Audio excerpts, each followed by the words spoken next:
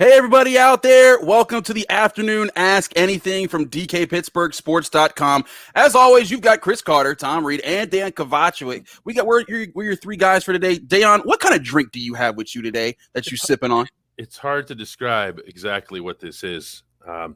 There's a lot of coffee in there, though. A lot. Somewhere in there is a lot of coffee, yeah. As always, this show is brought to you by Mike's Beer Bar. We're here answering your questions for the next half hour. Anywhere that you're watching Facebook Live, YouTube, Twitter, Periscope, anywhere that you're watching it, feel free to drop a question in the comments, and we will bring it up on the show and ask it. We're experts all over the place. Tom, how you doing today?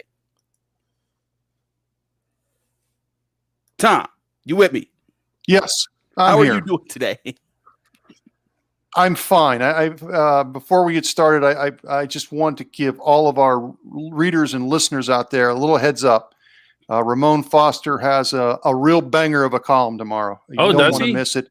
Oh, that's cool. Talking about his time, about the draft obviously coming up, him writing about his experience of going through the draft and obviously not getting chosen.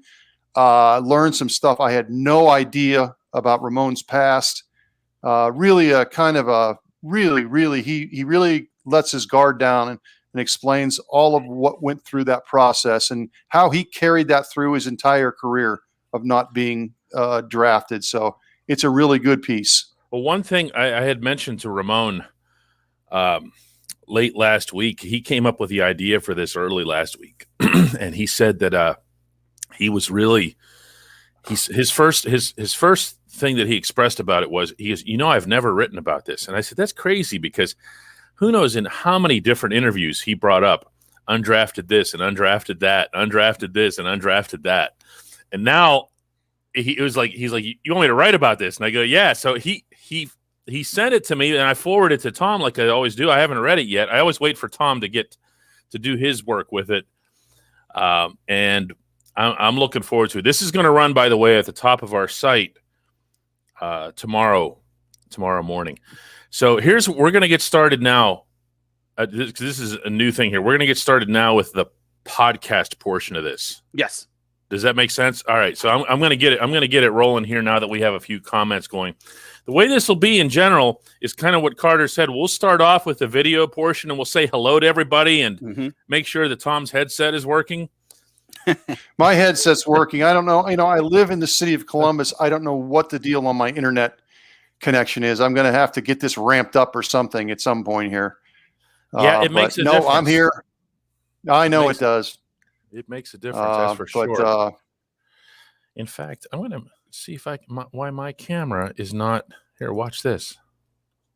Whoop, whoop. Oh, getting fancy over there. I see. That's beautiful. Isn't that nice? I gotta take a step back. That is the boss at work. Wait, guys, let me change my camera angle. I love it. All right, let's get to this first question here. Here. I'm gonna do the podcast portion of this. Do you think? So, all right, we start with like a formal introduction. Hello and welcome to Afternoon Ask Anything, this time with company. I'm Dejan Kovacevic of DK Pittsburgh Sports. I'm joined by Chris Carter in the Carter crib and Tom Reed in the Columbus crib. And here's how this works. You just leave your questions for us and we go at them. Not anything any more complicated than that. We get started with Jerry Bevel, who says, could you see the Steelers trading up to 16 or 17 if needed to grab Najee Harris? Carter. I don't see it because trading up means you're probably losing the day 2 pick, and they do not want to lose day 2 picks with the prospects on the board. They want to stay right where they are. If it's not Najee Harris, let it be Travis Etienne. Tim Tokarczyk asks, what are your thoughts on the NHL playoffs? Do the Penguins want the division or to be better off getting second? Tom, I know you've got some thoughts on this. I think you want to try to finish as high as possible because that means you're going – the way these teams are so close, it means that you're going in – if you finish first, it means you're really going in on a roll. I mean, the top 3 teams, really now the top 4 teams, are so close I think it's if you win the division, that means you're really going in on a roll. I think that could only benefit them. Yeah, you know what's funny is I was asked that question on WPXI last night, and like all three of us on the panel just had like no response. Like it's not easy to stump, people that are paid to be on these shows, but we were like, we have no idea where we'd want the Penguins to finish because we have no idea who we want them to play. It's that much of a toss-up. Yeah. And there's so many variables at play too. It's not just Boston that I know you've written about, Tom.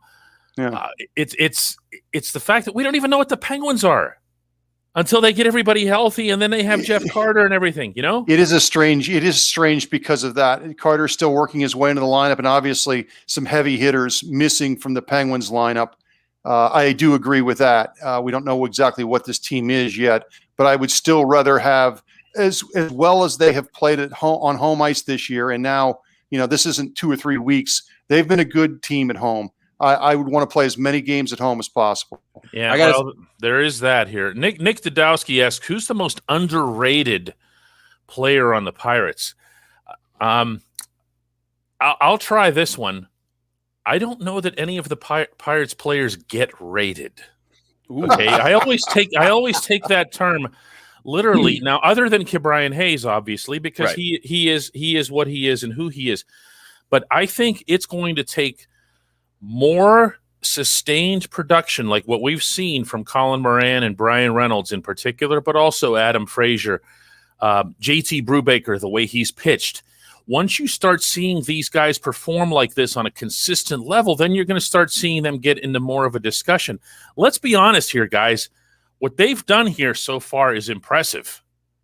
Okay? No, you're right. I mean, if they didn't get their brains beat out in Cincinnati, we'd be having a whole different dialogue right now. We certainly would be. And DK, I mean, that was what I was going to ask with Brian Reynolds. I mean, he looks good out there. That's what I was going to, when you said nobody's rated right now, is it just because they're still the Pirates and everyone's just going to look past this right now? Absolutely. Somebody on Fangraphs earlier today did this like super deep analytical ranking of the whatever. And then they had all these little whatever. And then they had a pretty decent ranking on the Pirates, like as far as the analytics go and how they perform to date. And then the dude takes some random cheap shot at the end. Well, I mean, what are you doing with that? Then why have analytics? Right. Gary Morgan has a question for Mr. Carter. He says, will the Steelers get a tight end to expand the room or just ride or die with what they have? It depends on, expanding the room, what you mean by that, Gary, because this is a peculiar tight end class. Of course, Kyle Pitts is the top guy. He's going top 10. They'll never sniff him. But I'm sorry. I'm not trying to pick Pat Freiermuth with the 24th pick overall or anywhere in the first round. If he's around in the second or third round when they're picking later, that would be an answer there. I like the best fits are Tommy Tremble and Brevin Jordan in the third round. You get one of those guys, either one of those guys I could see contributing this year. But once you start getting to the Trey McKitties and the Quentin Morrises and Nick Eubanks, that's when you're sitting around. It's like, that's going to be Zach Gentry all over again. You hope he hits. If he doesn't, oh well, and you try again next year. But this isn't the year I would draft high at tight end unless someone just fell way too far. Daniel Matos in Brazil, of course, has a soccer question. Now, I don't mean to label you, Daniel. I know that you're interested in more than just soccer. Otherwise, you'd just have one name. Like, you'd just be just Daniel. Hey, Tom, what are your concerns regarding the European Super League? And before I throw this to Tom, I can tell you that I read a lot of material on this yesterday. It's a fascinating story. For anybody who doesn't know, the 12, not the 12 biggest clubs, but 12 of the biggest clubs in Europe decided to just leave. Like, they're just going to go build their own fortress somewhere and make their own money and stay completely independent of FIFA, to which FIFA has said, oh, really, will you now? So who's going to be the one to break it to your players that it's the FIFA World Cup and your players won't be able to represent their countries if you do this? It's fascinating. Yeah, it certainly is.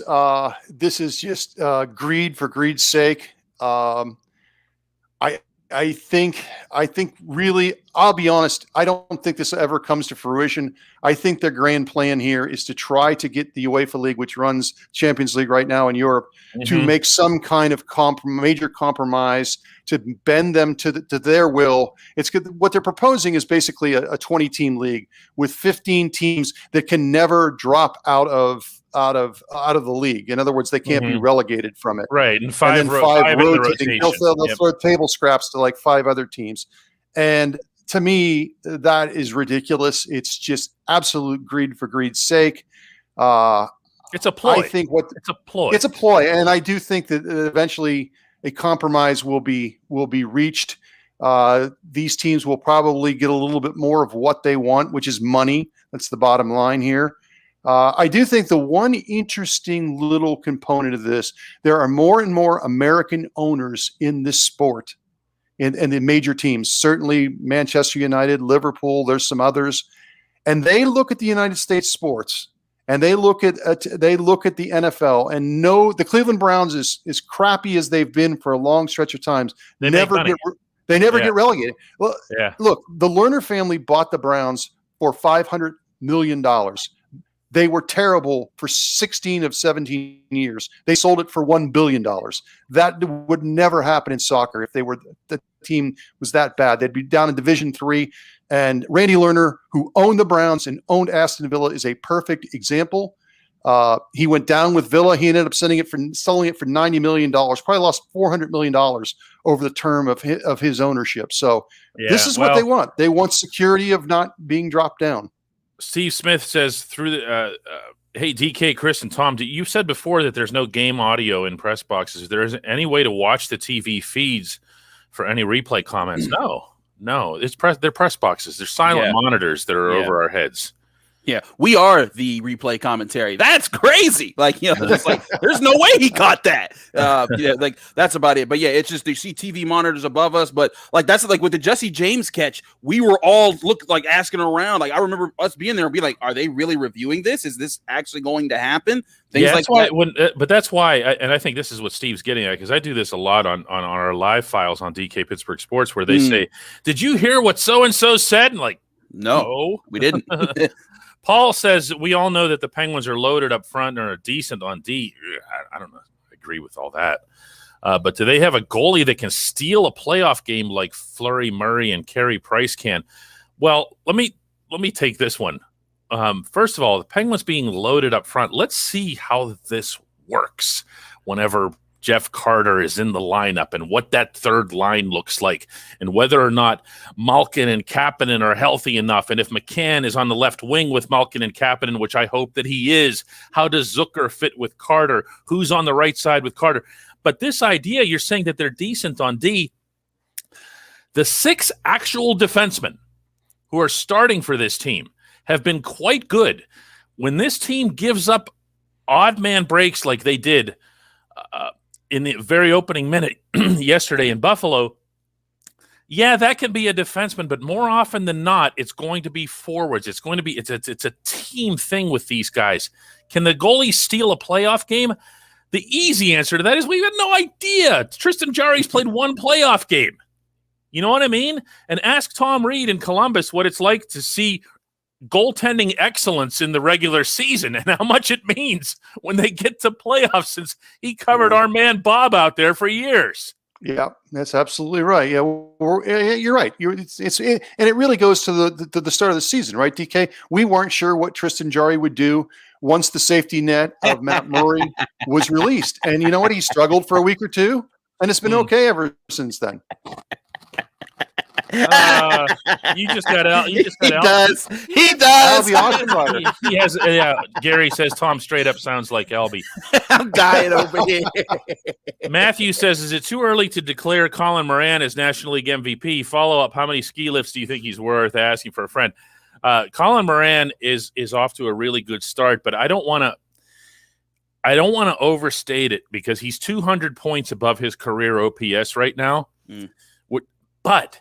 But the 2020 Colin Moran, and really, if you go back through his time with the Pirates, he's done well with runners on base. If you are one of those people who does not believe in the concept of clutch, There is the cyber door, because it does exist in sports.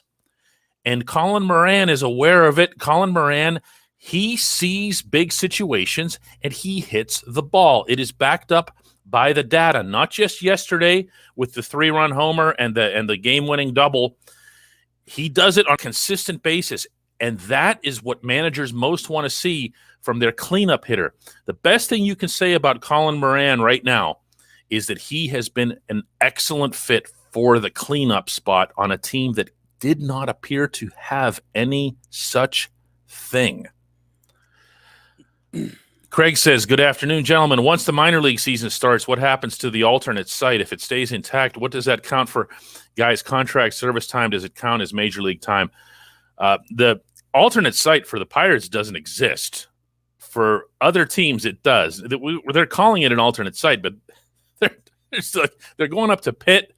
And what's the name of the baseball field up there? Cost? Whatever it is behind Trees Gym. That's whatever, what I call it. whatever I call it. Whatever the name of it is. Is that the proper name? Yes. They've also been, the Steelers have also been loaning out portions of Heinz Field for the Pirates alternate site guys to do their work whenever the Pirates are in town. Right now they're out of town, so I see the lights on every night at PNC Park. So they're doing work. They're getting simulated games in and so forth. What happens when the minor leagues come back?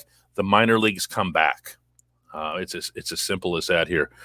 David Jamison, regarding the jersey number free-for-all in the NFL, am I the only one not crazy about the rule? Am I the only one who really cares? I don't think it's a free-for-all. I think there's X number of positions, wide receiver and whoever, that are now allowed to wear single digits because they were just getting they're running out of numbers. Yeah, they're running out of numbers, and especially with expanded rosters and how things are working, it makes it. I like the rule. I don't think there's like much about it that's too crazy. It's just, hey, you know what? If you want to wear a single digit number, great. And those single digit numbers, those players love those things because that's what they wore in college and high school.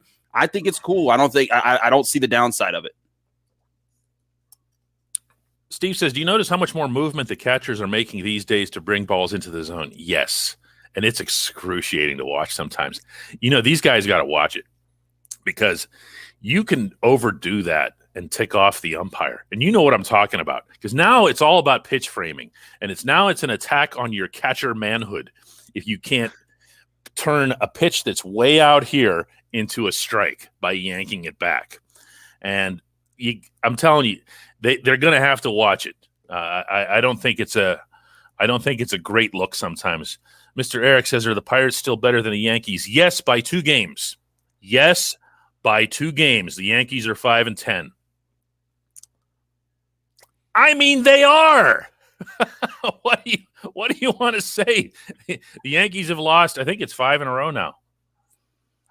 Not that anybody here cares about them. Jeremy says, DK, to be clear, I'm all about drafting running back in round 1, but as we all know, drafts never go as planned. Who falling to 24 would force your hand and have you pass on the top RBs? Well, there's a few defensive players that would fall. First of all, for all the people that I saw Charlie Casserly last week mock Justin Fields to 24. Like, of course they pick him, but that's not happening. I'm sorry. There's nothing in this world that's making that happen. Unless he's got a random elbow injury that we haven't heard about, but that just magically didn't show in his pro day. That ain't happening. You mean when he threw the ball 65 yards in the air? Right. Like there's nothing there unless he has some dark past that no one knows. That ain't happening. Players that I would consider, Micah Parsons, linebacker at Penn State, not happening. He's going top 10, top 12 at worst. Well, who would happen? Maybe Caleb Farley. That'd be the one guy that really peeks out to me. And Caleb Farley, to me, on tape, he would be the best cornerback in this draft. However, he opted out of this last season, and he had recent back surgery. That was the second back surgery he's had in recent years. So with that, there's chances that he could fall down some boards, but that's here and there. A lot of experts are saying, like, I don't know, some coaches maybe looking at this guy higher or lower. He'd be one guy I would pump the brakes on and think about at the position. But most other guys, they're not falling. Hey, Carter, this is Tom in Columbus. I have a question for you. Is there any way you would take an offensive lineman? Yeah, sure. Rashawn Slater, if he falls down, Christian Darrisaw, if he falls down. Are these all tackles? You cite these names like everybody knows who they are. Very sorry. These are all offensive tackles I'm mentioning. Yeah, that's what I thought, because My it's supposed to be a apologies. crazy tackle draft. It is. And the thing is that because there's no combine and it's been a weird year, we don't know how this is going to flesh out, even less than we do in most years. A lot of us, like myself, we presume Rashawn Slater, Christian Darrisaw, they're going top 15 at the latest. And then you got players like Elijah Vera Tucker. And then you're going to be looking at, maybe Liam Eichenberg, Dylan Radins, those type of guys, Tevin Jenkins, those guys. We don't know where they could fall in the first rounds. But if we're looking at the offensive tackle position and Darrisaw or Slater fall, those would be automatic, like, okay, I have to take them. And then we'll find a way in the second round to get the running back. But those would be my guys in the offensive line. Center position, not this year. This year. Yeah, these guys are all early to mid second round guys that maybe they could get if they trade up in the second round or trade back in the first to get another second round pick. I think you have to be exceptional. You have to be exceptional to draft a center in the first round. Exactly. I think so. Paul says, how high energy are the conversations between Brian Reynolds and Colin Moran? Do not lump them together. Brian Reynolds has a deep voice. He's got that we joke about. He sounds like Johnny Cash, and that was funny that he was using Johnny Cash as his walk-up music for a couple of years. His first couple of years with the Pirates, he talks like this. But do not mistake that for being dull. He's just really, really chill. There's a difference. Moran, that's a low energy conversation, to say the least. I've spent significant amount of time talking to Colin Moran, and when I say talking to Colin Moran, I mean it exactly like that. Steve says, we're in the Hill District. Could there be a large mural of the Pittsburgh Crawfords version of Josh Gibson be painted, or what other Crawford would you choose? Well, I mean, he's obvious. He's the obvious Crawford. Most unfortunately, there are all kinds of possible locations in the Hill. Yeah. For murals, because there's a lot of halfway down buildings, and there's a lot of buildings that still need to be demolished in that area. For as much progress has been made, it's not as much as the regress. Yeah, there's a lot of work that needs to be done in the Hill District. That and Homewood have a lot of vacant lots and places that they're trying to fix up here in Pittsburgh. It's part of the progress. But I think Josh Gibson and Satchel Paige is another guy. For the time that he spent in Pittsburgh when they were together, that was scary in the Negro Leagues. But yeah, I think it would be great to have more Negro League murals put up in Pittsburgh to honor the history that is represented there. Well, some of that has to return to PNC Park too. Very true. Very true. And they can thank Frank Coonley for that stuff being taken away. Let's see what else we got here. Mr. Eric says, how soon on Cappy and Gino? That, of course, is a reference to Kasperi Kapanen and Evgeny Malkin. They'll be back in that order, according to Ron Hextall. Kapanen is supposed to be like a later this week thing. So you would figure he's got to get some time in practices. They've got 3 games against the Devils this week, all at home. They're not traveling. Should be, significant for them to get back on the ice with the team. And this is the separator here for me where Malkin is concerned, because he's been skating. He started skating before Kapanen did, but he did so on his own. And you don't know what that is. Like, that could just be anything, right? Whose dog is that? Your dog, Tom? I got 4 pets in this house. We're deep in the house here. Got animals everywhere. There's a cat earlier begging to get in the room. My wife apparently took the cat away. So it is we're a wild animal house here. Hey, I live in Jim Fowler territory here. No. God, who's the other zookeeper from my area? The guy from the Columbus Zoo, Jack Hanna. Jack Hanna's from Columbus. Oh, Jack Hanna's from Columbus. I did not know that. Josh Karadima asks, when Crosby gets his statue, is it going to be his yell after his comeback goal? I thought that'd be really funny, considering what Sid actually yelled on that goal. Is it was 2 words, and only one of them was yeah. Him on a knee or something else? I'll let you guys go first. I guess holding up the cup would be one. That'd be one of mine. Just like, I mean, there's so many moments that Sidney Crosby's had for the Penguins. I think the 3 cups that he's brought to the city, you'd want to try to find to make that part of the celebration in a statue. Just my opinion. Yeah, just as long as it's not him celebrating the win over the U.S. in 2010 Olympics. Anything else works fine for me. That was not that one. It wouldn't be anything like that. I don't know that it'd be the cup. If you think about the various statues that we have in Pittsburgh, none of them show a trophy or anything. That's a good point.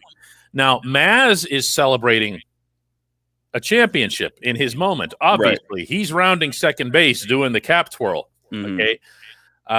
Where Sid goes, I think you'd look more in the spirit of the Mario statue and ask, what is his defining trait? The younger Mario, his defining trait was beating guys 1-on-1, or in this case, 1-on-2.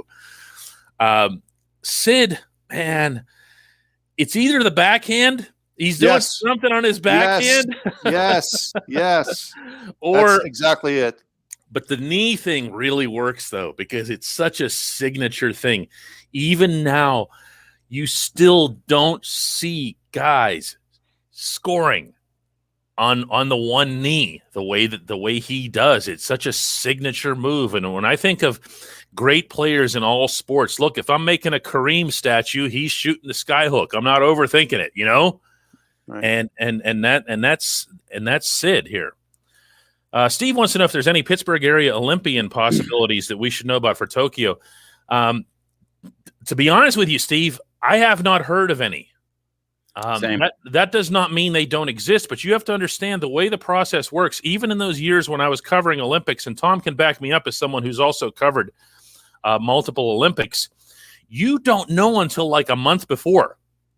It's just the way it goes because they have to make it through trials, through national trials, to make it onto their teams.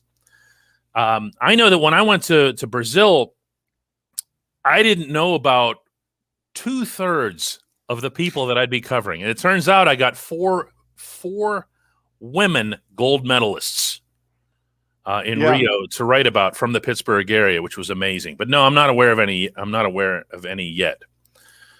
Let's see what else we got here. Mr. Eric says, how good is the quarterback draft next year? Or is that too far away? It's interesting to look at it. Sam Howell is an early guy that I'm looking at from North Carolina. He looks like he could be a guy to really look at. Keep an eye on Phil Jurkovich from Boston College. He's actually a local guy. I like him. Yeah, that name rings a bell. Why is that? I want to say, was he? I think he was a Pine Richland guy. Yeah. He's a big name, and like Pitt saw how big of an arm he launched, like a 60-yard touchdown on them this year. That's why the name rings a bell. Was he good against Pitt? Mm-hmm. He was really good, and I'm telling you, though, his build, his cannon size, his ability to keep plays alive, he reminds me of Ben a little bit. I'm not saying he is Ben Roethlisberger. Here we go. No answer for him. They had no answer for him. Mm-hmm. But those would be my two guys, Phil Jurkovich and Sam Howell. But there's also like Desmond Riddler and all these other guys that are coming to play. We just got to see how next year plays out before we start ranking guys. Here's one for Tom, since he just came back from Vanderbilt, checking out the top 2 pitching prospects in the upcoming Major League Baseball draft. Joel asks, do the Pirates definitely take Jack Leiter or Kumar Rocker, or will they consider a high school prospect like Jordan Lawler? Lawler, of course, is a shortstop, so that's a different discussion. DK, don't you think? I mean, first of all, let me ask you this: you're our baseball expert here. Will the Pirates spend whatever they have to do to draft one of those guys? The ins and outs of the draft. It's a slotted system now. Okay, everyone signs everyone. It's a slotted system. There's one salary for each slot. You would think that. I would think it would be one of those guys. I mean, you are at the best baseball finishing school for pitchers in the country. You're getting to work with one of the best pitching coaches in the country. Both of these guys were studs coming in to Vanderbilt, and neither one of them has disappointed. I guess you let the process play out this year.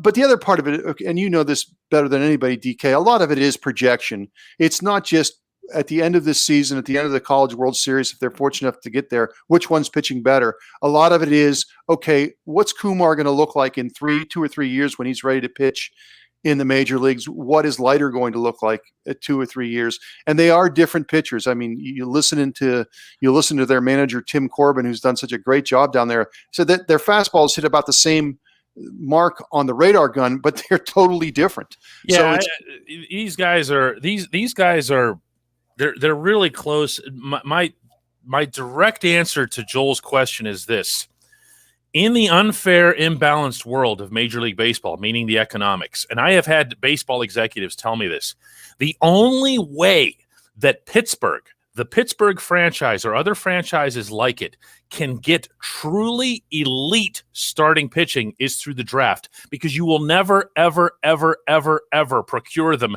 through free agency. When you see Trevor Bauer getting $40 million a year, that player will never, ever, ever, ever be in Pittsburgh. So the only way you'll ever have someone like that is through the draft, and then you retain their rights for 4, 5, 6 years before it's 6 years before they get to free agency. But depending on when you'd want to trade them, the way the Rays just did with Blake Snell, to me, you cannot pass these guys up, especially if Mitch Keller busts. You have to have elite starting pitching to win a championship. There's no way around that whatsoever. Paul says, who will butt dial Tom today? No, nobody, but you know what? We've got for our hockey listeners, we've got our 6687 podcast. We're getting ready to ramp up here in a couple minutes. So little shameless plug for that. So that's going to be fun. So far, nobody. No, right. Bubba Banjo asks, what options do the Pirates have to replace the anchors on the roster? Who are they and when can they? I think he means when can they arrive. The Pirates have options. They have Miguel Yajure can come up and take Trevor Cahill's place. I wish that would happen already. Yajure was supposed to be in the running for the Yankees rotation. Did you know that? I mean, he was supposed to be the 5 guy for the Yankees, and the Pirates have him in their satellite group. I have a feeling that has to do with the more what am I talking about? Service time here issues where you want to keep a guy down and everything else. But there are some players. It's not extraordinary depth. Neil Huntington and Kyle Stark made sure that they would not have depth. Let's find another one here. Here, Hank says, you can take this one, Tom. Does anybody agree that both Rocker and Leiter have a good chance to be all-stars? I just think the fan base is torturing themselves. Yeah, it's just so far. You know. I know. First of all, you got to have health, right? I mean, these guys have to stay healthy. They could be. Steven Strasburg has turned out just fine, but we all remember what those first couple of seasons like. That was probably heart and mouth time for the Washington Nationals because they kept shutting him down. So, they look good. And I mean, Leiter was awesome when I saw him, and he's had a great season. But again, it's what DK. I saw you saying that maybe it's college's like low level A ball. The comparison. What's the comparison? I'd say it's low A. Yeah. Okay, so again, just take that into mind when we're talking about these guys. Not like college football where the 2 best players in the SEC are coming out next year and you're expecting them to play right away. Baseball is one of those things where you got to work your way through, and a lot of things can happen.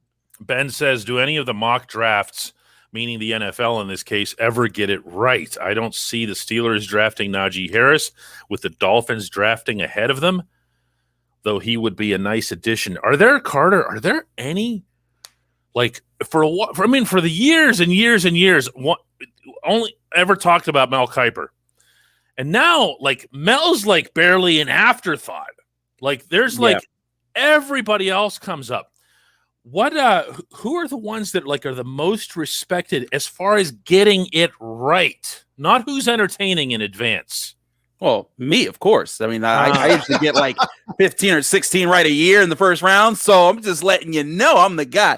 No, but I would go check out if you want more like guys that do deep dives and kind of have to do the work at a harder level. Go to the Draft Network. Trevor Sakema and Ben Solak. Those are two great guys that do a lot of great breakdowns. I've had some conversations with them. In fact, I will have a conversation with them in a little bit here. They're having me on their NFL draft podcast today to make a pick for the Steelers. So there's plenty of guys out there. Todd McShay and Mel Kiper, they're just the ESPN dudes. They've been doing it for the longest, so they get first dibs for a lot of people. But trust me, there's Dale and myself. We're just people from the Steelers angle. There's plenty of national guys that do big sweeping looks at all the different players and franchises. And sure, they'll have their misses, but there are people who do get, I'd say, half of the first round right in a year. Boys, I'm going to jump off. You guys continue. We got like I said, we got our other podcast coming up.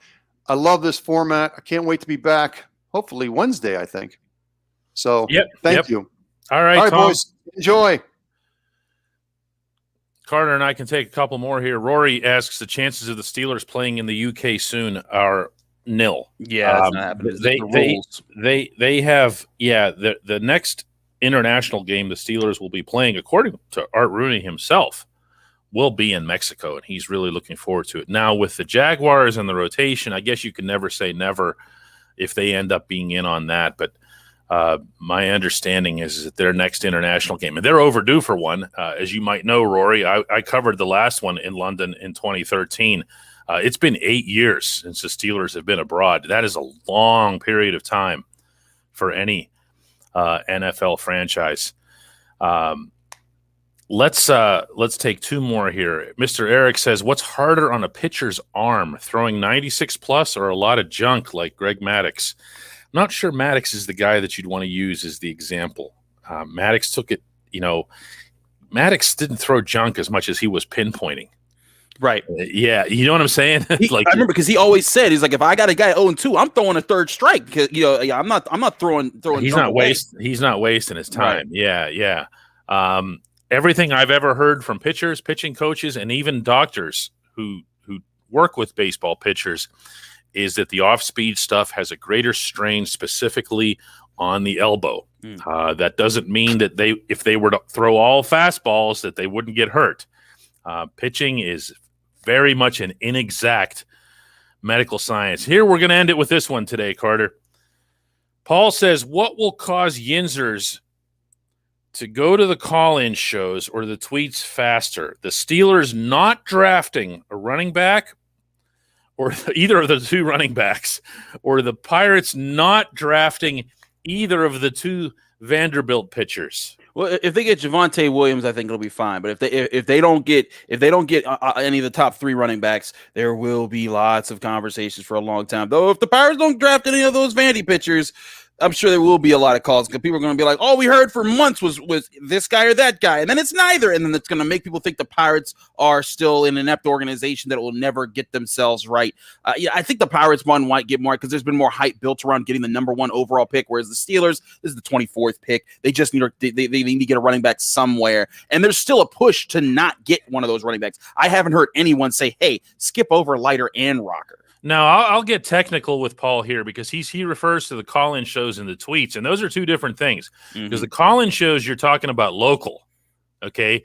And where local comes, I think that you'll see any kind of potential anger related to the Pirates move directly to number one, okay? With the tweets, you're talking about Steelers Nation.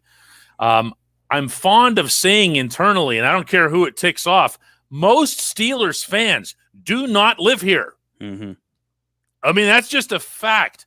I don't know if people realize that most of the Steelers season ticket holders don't live anywhere near Pittsburgh. Did you know that, Carter? Yeah, I know. I do know that. Yeah. It's close to 50% of their season ticket base flies or drives in from I'm not even talking about like adjacent counties. I'm talking about other states.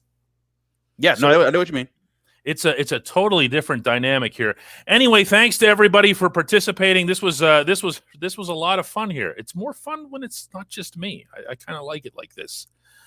Yeah, and here comes Randy, Steelers fan from Connecticut. We'll do another one of these tomorrow. All right, deal? All right, y'all. All right, afternoon. Ask anything. Thanks.